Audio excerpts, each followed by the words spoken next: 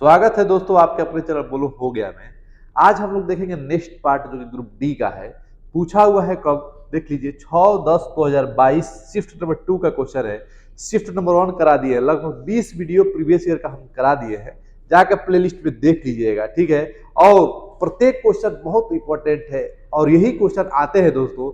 आप कितना भी पढ़ लीजिए, प्रीवियस ईयर नहीं पढ़ेंगे तो कोनो भरोसा नहीं कि होगा कि नहीं होगा, ठीक है दोस्तों। आइए देखते हैं सवाल क्या है। पहला क्वेश्चन क्या है, देखिए 3-4 साइन स्क्वायर थीटा बटे कॉस स्क्वायर थीटा को निम्न में से किस सरल रूप में लिखा जा सकता है, ये दिया हुआ है, ठीक है। तो देखिए ऐसे सवाल को क्या करते हैं, लगा देते हैं इस प्रकार। 4 साइन स्क्वायर थीटा है, कॉस स्क्वायर थीटा है, ठीक है। यहाँ से क्या कैलकुलेट कर सकते हैं आप समझिएगा। सबसे पहले क्या करिए, इसको बदलिए चाहे इसको बदलिए। सबसे पहले कॉस स्क्वायर थीटा से भाग दे दीजिए, ठीक है। कॉस स्क्वायर थीटा से भाग दे दीजिए, देखिए क्या होगा, ए हट जाएगा और इसका tan स्क्वायर थीटा हो जाएगा, ठीक है। यहाँ पे sec स्क्वायर थीटा हो जाएगा। ऐसे आपको सोच के उसके बाद लगाना है, तब ये सब सवाल लगता है। तुरंत कलम चलाएंगे दिक्कत हो जाएगा, ठीक है। आइए देखते हैं, cos स्क्वायर थीटा से भाग देते हैं तो 3 है, तो 3 डिवाइड cos स्क्वायर थीटा, ठीक है, माइनस 4 साइन स्क्वायर थीटा बटे कॉस स्क्वायर थीटा। और नीचे भाग होगा तो 1 हो जाएगा, इसके लिखने की कोई जरूरत नहीं है।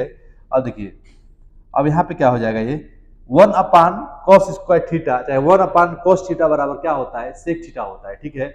यानी कि 1 अपान कॉस थीटा बराबर क्या होता है, सेक थीटा होता है। ये आपको पता होनी चाहिए, ठीक है। नहीं पता है तो देख लीजिए, क्लियर है। अब यहाँ पे क्या हो जाएगा, 1 अपान कॉस स्क्वायर थीटा है तो हो जाएगा 3 अपान है 3 और सेक स्क्वायर थीटा हो जाएगा, clear. Minus sine square theta बटे कॉस स्क्वायर थीटा, चाहे साइन थीटा बटे कॉस थीटा। यहाँ पे देख लीजिए, साइन थीटा बटे कॉस थीटा बराबर क्या होता है, tan थीटा होता है, ठीक है, tan थीटा। यानी कि 4 साइन स्क्वायर थीटा बटे कॉस स्क्वायर थीटा बराबर tan स्क्वायर थीटा। यानी कि इसको लिख देंगे 4 tan स्क्वायर थीटा। इतना आपको समझ में आया कि नहीं आया बताइए। एकदम आया होगा, क्योंकि इसमें कुछ एक्स्ट्रा किए नहीं है, आपको बताए भी है कि ये इसे होता है और ये होता है और उसको रख दिए हैं, ठीक है। अब देखिए, अब यहाँ पे इसको चेंज कर दीजिए। tan में आपका आंसर है, सेक में आंसर है, कोई दिक्कत नहीं, आप उसको चेंज कर दीजिए, किसको, सेक स्क्वायर थीटा को। तो आप जानते हैं, देखिए यहाँ पे कितना एक ही सवाल में कितना फॉर्मूला लग रहे हैं। सेक स्क्वायर थीटा बराबर होता है 1 प्लस tan स्क्वायर थीटा। अब इसका यूज कर दीजिए यहाँ पे, ठीक है। आइए देखते हैं, तो 3 1 plus tan square theta minus 4 tan square theta, clear है। अब देखिए यहाँ पे ये ब्रैकेट को तोड़ दीजिए, 3 plus 3 tan square theta minus 4 tan square theta.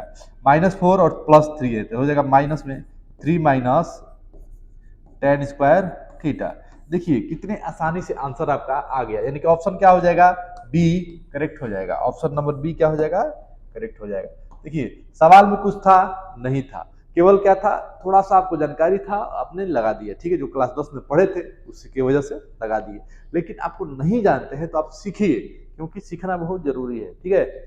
आगे देखिए, अब ये सवाल देखिए, एक पिता और पुत्र की आयु, देखिए भी पूछा हुआ सवाल ही है, सब पूछा हुआ प्रीवियस ईयर है। एक पिता और पुत्र की आयु के बीच का अंतर 35 वर्ष है, ठीक है।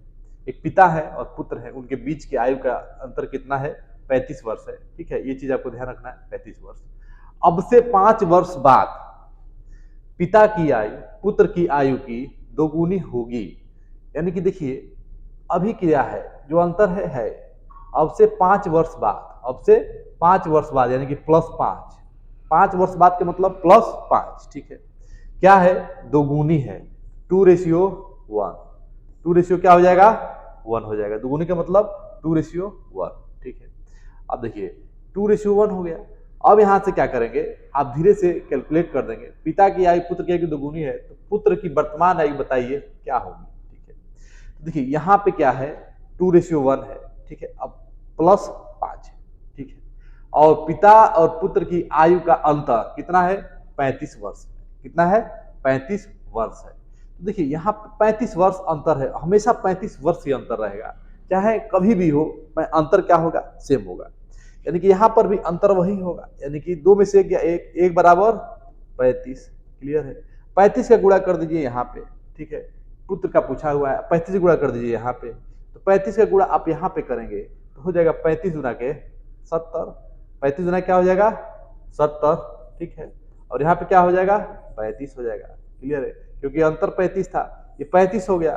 35 अब पुत्र का पूछ रहा है, पुत्र का पूछ रहा है तो क्या करिए, 35 में से 5 घटा दीजिए। 35 में से 5 घटाएंगे तो 30 वर्ष आ जाएगा, 30 वर्ष आ जाएगा। आपका आंसर कितना आ गया, 30 आ गया। यहाँ पे मिस्टेक हो गया है, यहाँ पे बदल लीजिए, यहाँ पे काट कर 30 लिख लीजिए, ठीक है, प्रिंटिंग मिस्टेक है, कोई बात नहीं। सवाल समझ में आ गया, अच्छा समझ लीजिए। ये सब सवाल में कुछ नहीं होता है, आराम से लगाया जाता है आयु का सवाल, ठीक है, लग जाता है। अगला क्वेश्चन देखिए, अगला क्वेश्चन क्या है, अरुणा ने 25 में 8 की दर से केले खरीदे, ठीक है, 25 रुपया में 8 को केला खरीदा और 20 रुपया में 6 केला क्या किया, बेच दिए, तो उसका प्रतिशत लाभ बताइए क्या होगा। ठीक है, देखिए दोस्तों, सवाल सिंपल सवाल है, लेकिन थोड़ा सा इसमें सोचना पड़ेगा और लगाना पड़ेगा। ठीक है, देखिए 25 जो रुपया है उसमें 8 केला खरीदा जा रहा है, तो 25 रुपया में 8 केला खरीद के ला रहा है, तो उसका कॉस्ट प्राइस हो गया। भाई आप ही कहीं जाएंगे, दुकान किए हैं, केले के दुकान किए हैं, आप खरीद के मार्केट से लाएंगे तो आपका कॉस्ट प्राइस है, ठीक है, यानी कि क्रय मूल्य है। क्लियर है। अब उसको जब बेचेंगे तो हो जाएगा विक्रय मूल्य।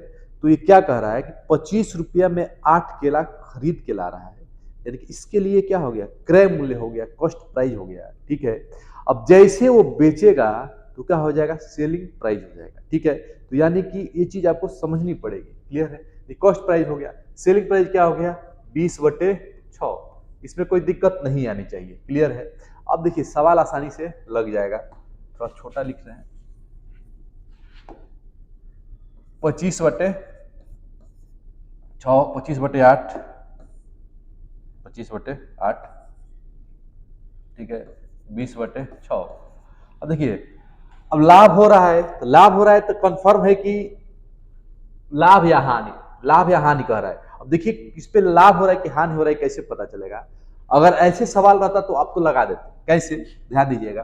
कहता कि अगर 20 रुपये का सामान खरीद के लाए हैं, उसे 21 रुपये में बेच दे रहे हैं, तो साफ आपको दिख रहा है कि 1 रुपया का क्या हो रहा है, लाभ हो रहा है, प्रॉफिट हो रहा है। लेकिन यहाँ पे ऐसा कुछ दिख नहीं रहा है आपको, तो आप थोड़ा डिवाइड करेंगे, सोचेंगे कि कौन सा ज्यादा है।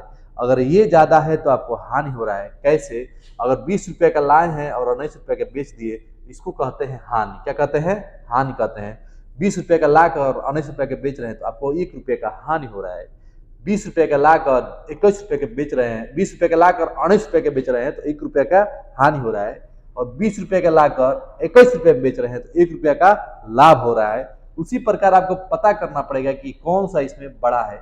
अगर ये बड़ा है तो समझ जाइए क्या हो रहा है, हानि हो रहा है। अगर ये बड़ा है तो समझिए कि लाभ हो रहा है। ठीक है, तो आइए देखते हैं क्या कौन सा बड़ा है। तो भिन्न बड़ा है कैसे पहचानते हैं, आपको पता है, डिवाइड कर दीजिए, पता चल जाएगा। 8 3 24, 6 3 18, देखिए थोड़ा सा अंतर है। क्लियर है, आइए देखते हैं।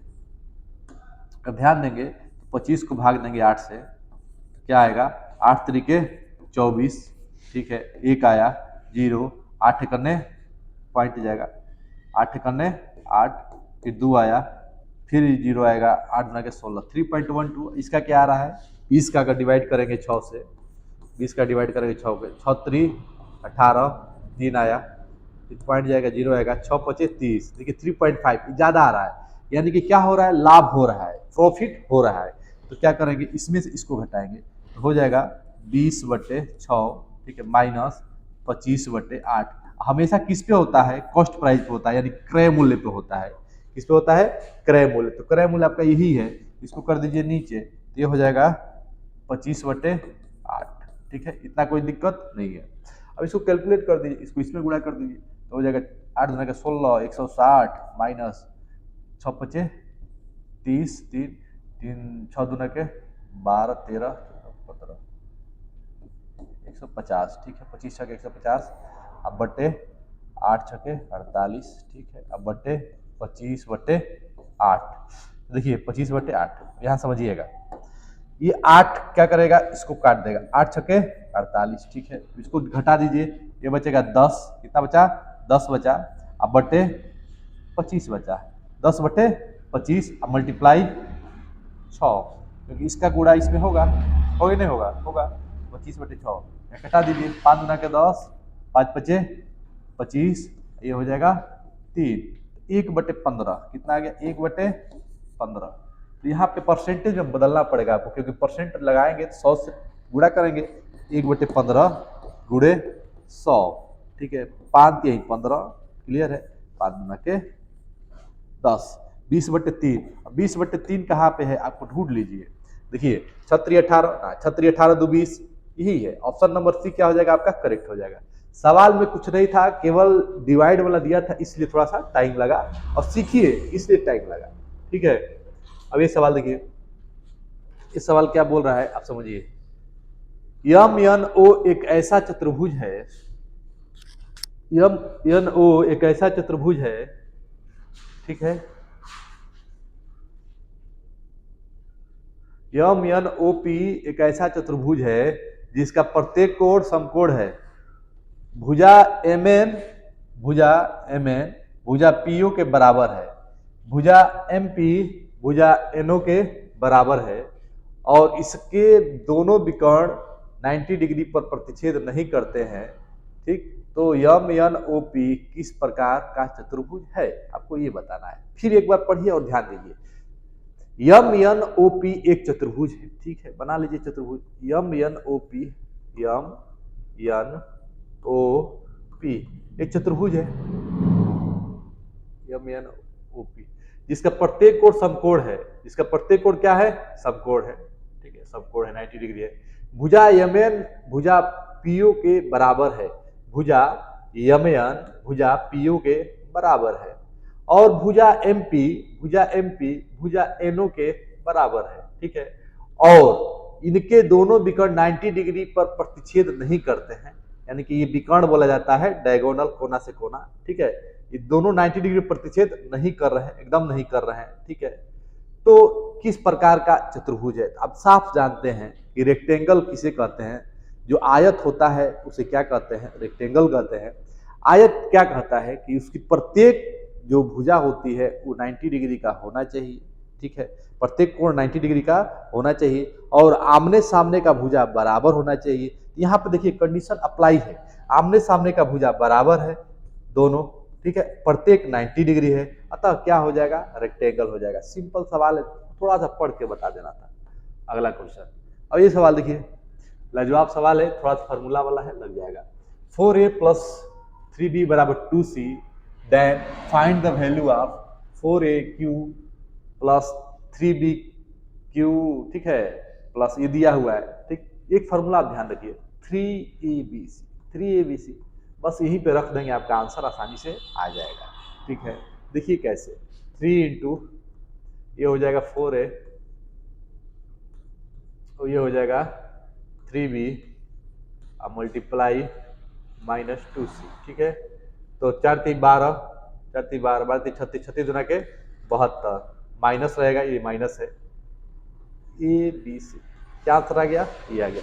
देखिए सवाल डायरेक्ट आ जाता है, ठीक है। फॉर्मूला क्या होता है देखिएगा, AQ + BQ + CQ बराबर होता है 3ABC, ये आपको ध्यान रखना है, ठीक है। यहीं से क्या किए अप्लाई कर दी और आपको बता दिए, ठीक है, सिंपल सवाल था। अगला क्वेश्चन देखिए, यदि किसी विशिष्ट आंकड़ा के मध्य बहुलक, जो विशिष्ट आंकड़ा है उसके माध्य और बहुलक क्रमशः दिए हुए हैं, माध्य दिए हुए हैं और बहुलक दिए हुए हैं, तो माध्य कितना दिया हुआ है आपको ध्यान रखना है, माध्य है 12, ठीक है, और बहुलक है आपका 21, ठीक है। तो आपसे माध्यिका पूछा है क्या होगा, अब जानते हैं माध्य बहुलक और माध्यिका और माध्य में संबंध पता होना चाहिए। क्या होता है यहाँ पे देखिए, माध्यिका बराबर होता है बहुलक बराबर होता है मोड, इसको मोड कहा जाता है इंग्लिश में, बहुलक बराबर होता है, इसको मोड कहा जाता है, ये ध्यान रखिए, ठीक। बहुलक बराबर होता है क्या, बहुलक बराबर होता है 3 माध्यिका यानी कि मीडियन -2 माध्य, बस यहीं पे पुट करिए आंसर आपका आ जाएगा। इसको कहते हैं मीडियन, इसको कहते हैं मीन, ठीक है। यानी कि mode is equal to 3 median minus 2 mean होता है, ठीक है। यानी बहुलक बराबर 3 माध्यिका माइनस 2 माध्य होता है। अब यहाँ पे पुट कर लीजिए, आपका आंसर आसानी से आ जाएगा। आपको बहुलक और माध्य दिया है, माध्यिका पूछ रहा है, वैल्यू रख दीजिए। बहुलक कितना है, 21 है, 21 बराबर माध्यिका कितना है नहीं दिया है, पूछ रहा है तो इसको x मान लीजिए, और माध्य कितना दिया है आपको 12 दिया है, तो 2 गुणे 12, ठीक है। अब यहाँ से कैलकुलेट कर दीजिए, आपका आंसर आ जाएगा आसानी से। देखिए ये 21 हो गया, ठीक, 21 रहने दीजिए, बराबर 3x, 12 दूना के 24, इसको इधर भेजिए।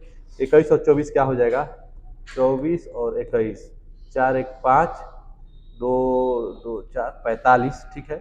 45 हो गया बराबर 3x, जब इधर आएगा तो भाग हो जाता है, तो 45/3 क्या हो जाएगा 15, तो 15 क्या हो जाएगा आपका आंसर हो जाएगा, जो कि आपका ऑप्शन नंबर डी में दिया हुआ है, ठीक है। देखिए सवाल में कुछ नहीं था, आपको क्या ध्यान रखना था, बहुलक, जो बहुलक होता है दोस्तों, ठीक है, बहुलक बराबर क्या होता है, बहुलक बराबर होता है 3 माध्यिका, 3 माध्यिका माइनस 2 माध्य। इसको 2-3 बार नहीं 10 बार लिखिए और बार बार लिखिए और समझिए, भूल गया तो सत्यानाश कर देगा, ठीक है, गलती हो जाए। नेक्स्ट क्वेश्चन क्या है, देखिए दिया हुआ है 0.27 पे बार, डिवाइड है यहाँ पे 3.2 पर बार। इस पे सवाल बहुत कराया है, पिछला वीडियो देख लीजिएगा। कैसे लगाते हैं ध्यान दीजिए। सबसे पहले क्या करेंगे, इसको बदलेंगे भिन्न में, तो 0.27 पे अगर बार है, इसको लिख देंगे 27/99, ठीक है।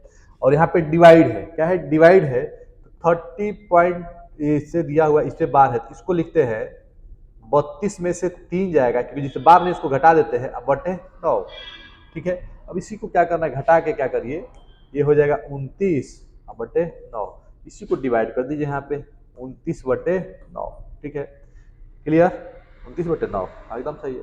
अब इसको क्या करिए, कटा दीजिए, एक बार में कट जाएगा, ठीक है। ये हो गया 11, क्या हो गया 11 हो गया, क्लियर है।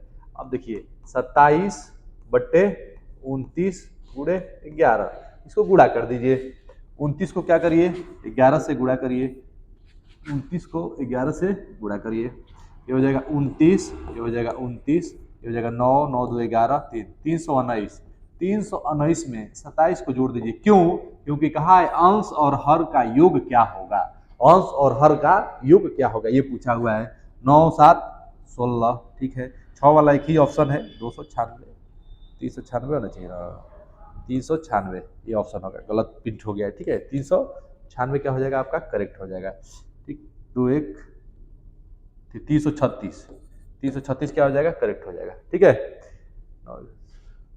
16 3 1 4 4 होगा ना, 446, 346, ठीक है, यहाँ देख लीजिएगा, क्लियर है, कैलकुलेशन आप देख लीजिएगा, कमेंट करिएगा क्या आंसर होगा, ठीक है।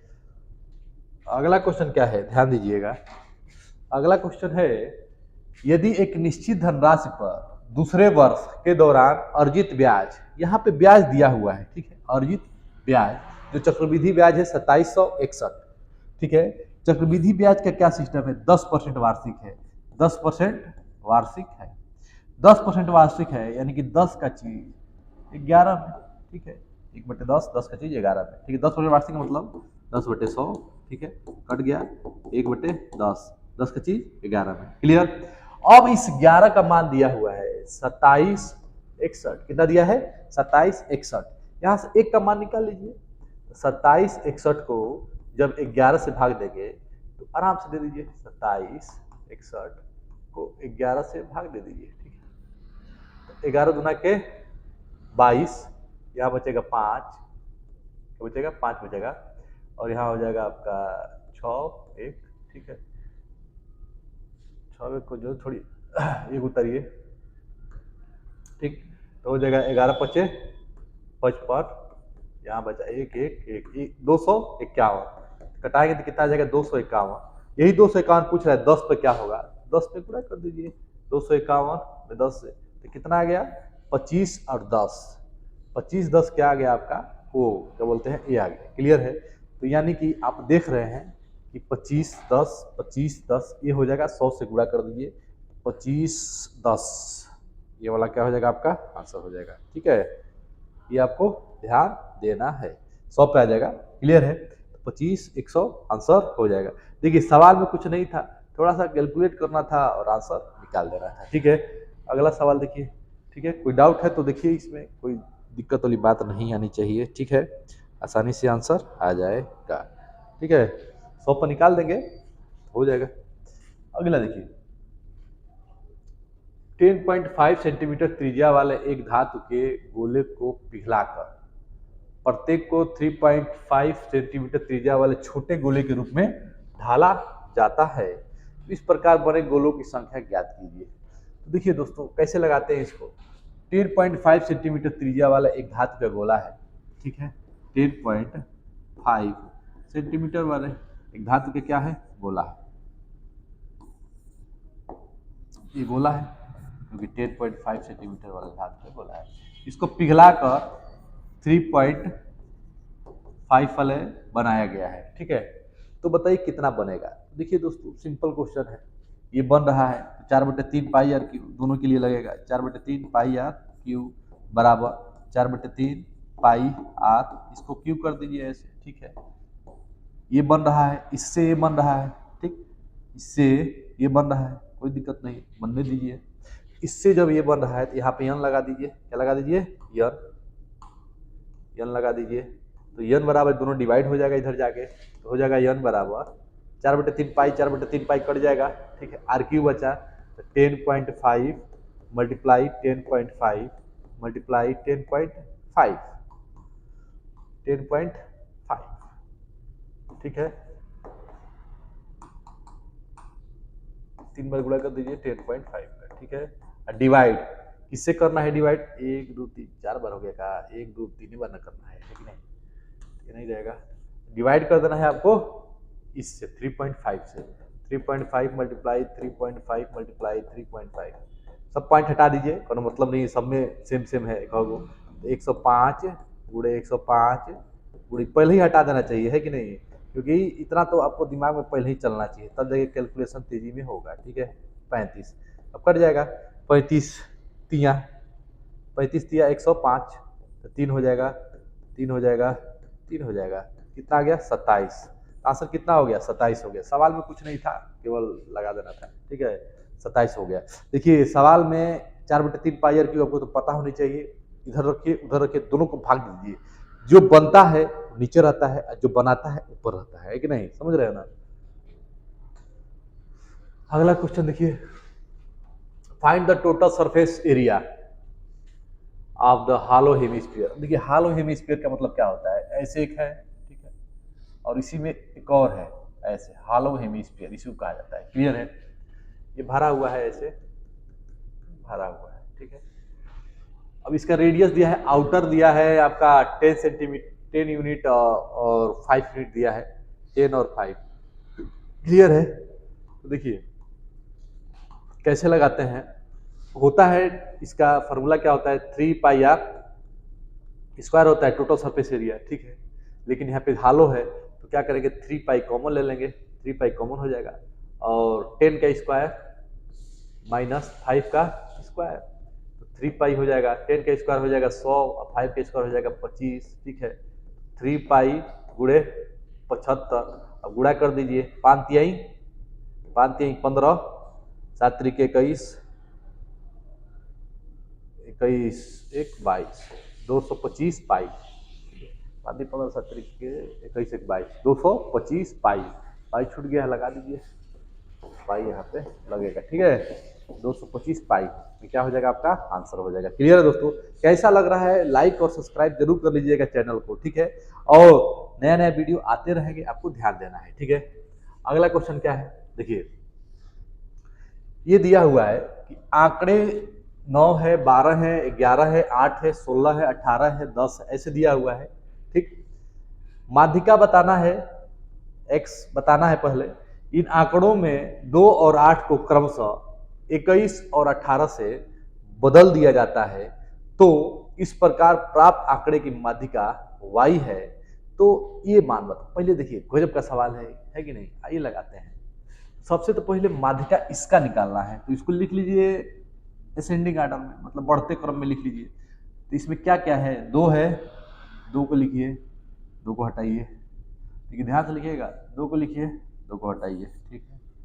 उसके बाद से 2 के बाद क्या है, ध्यान से देखिए, 2 के बाद छोटा इससे कौन सा है, 2 के बाद 8 है, फिर 9 है, ठीक है, 8 है, 9 है, उसके बाद क्या है, 10 है, 10 है, कोई बात नहीं, 11 है, 12 है, ठीक है, 13 है, 14 है, ठीक है, 15 है, 16 है, 15 है, 16 है, 17 है, 15 है, 16 है, 17 है, उसके बाद क्या है, 18 है, 16 है, 18 है, 16 17, उसके बाद 18 है, 18 है, देखिए 18 है, 18 है, उसके बाद क्या है, 18, 19 नहीं है, 19 नहीं है, 20 है, 20 के बाद 24 है, तो 20 हो गया और 24 हो गया।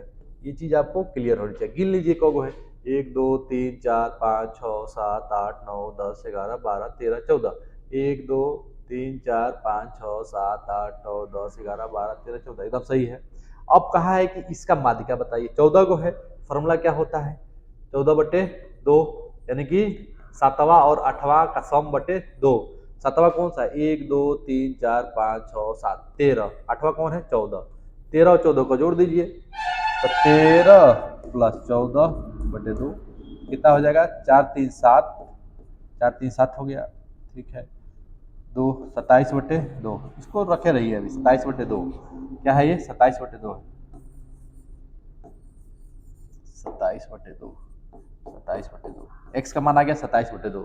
और वाई का कंडीशन क्या दिया हुआ है, वाई कह रहा है कि जब 2 8 को बदल देते हैं 21 18 से, 2 8 को बदल देते हैं 21 18 से, तब आपको वाई बताना है। तो देखिए 2 8 को बदल दीजिए,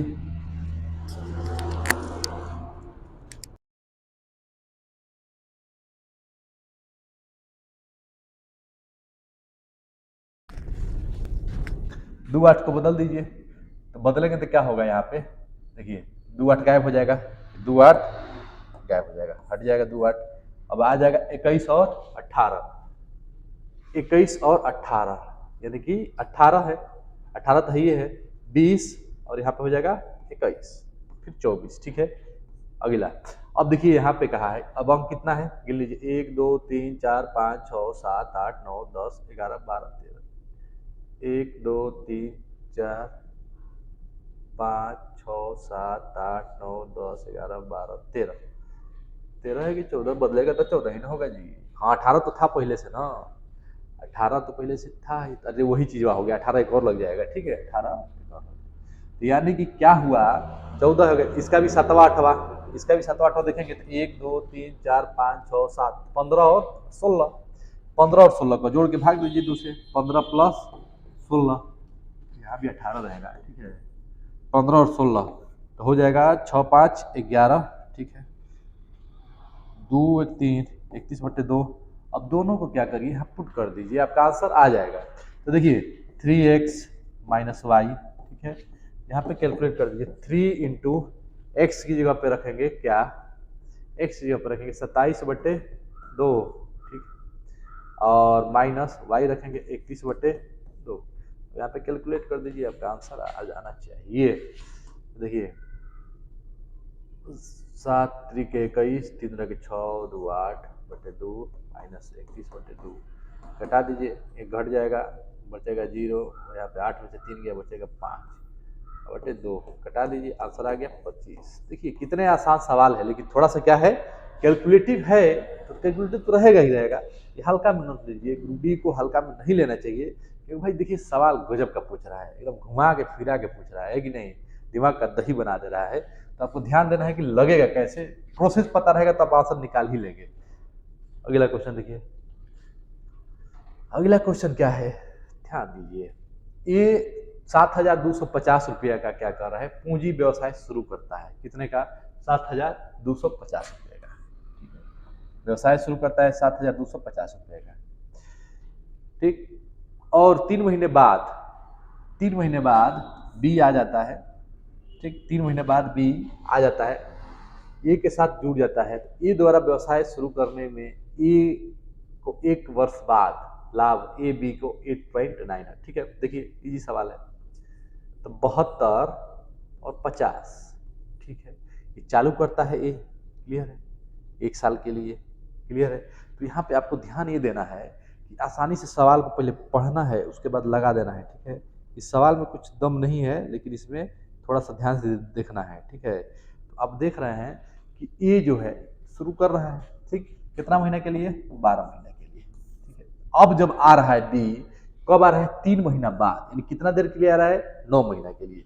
तो बी गुड़े ए बी गुड़े कर सकते हैं यहाँ पे, ए गुड़े बी, ठीक है, कोई दिक्कत नहीं है, क्लियर है।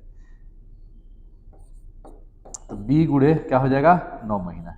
इतना समझ में आया कि नहीं आया बताइए, इतना में कोई दिक्कत है तो बताइए, नहीं तो एकदम क्लियर होना चाहिए, है कि नहीं, एकदम क्लियर होना चाहिए। ठीक, अब देखिए, अब यहाँ पे कैलकुलेट कर दीजिए।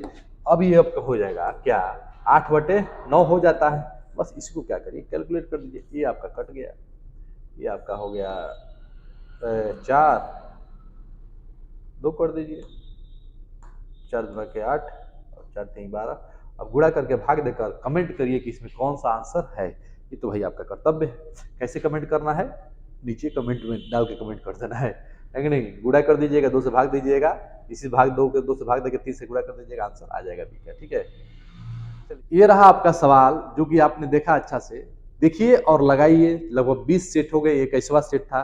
100 को 100 सेट लेकर आएंगे हम। ठीक है दोस्तों, धन्यवाद।